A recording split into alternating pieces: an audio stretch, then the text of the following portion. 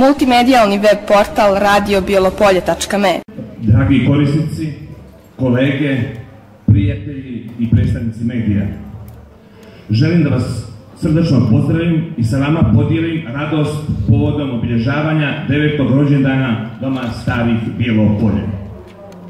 Za 9 godina rada uloženo je mnogo truda i sredstava kako bi ova ustanova bila prepoznata kao kvalitetna i društveno odgovorna u Crnoj Gori, ali i u regionu. Međutim, ono što je mnogo značajnije nama, zaposlenima, i što nas čini srećnim i ispunjenim je činjenica da smo uložili ogromnu pažnju i ljubav kako bi naši korisnici osjetili toplinu doma.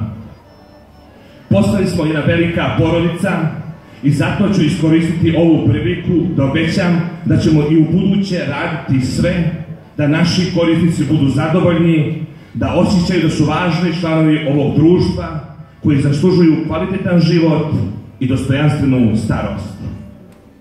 Na kraju, želim da zahvalim kulturno-umjetničkom društvu Tekstilac što su pristali da svojim programom obogate ovu našu skromnu proslavu, a posebnu zahvalnost dugujemo našoj estradnoj zvijezdi Jadranki Baktarović koja je odlučila da svoj nastup pokloni našim korisnicima.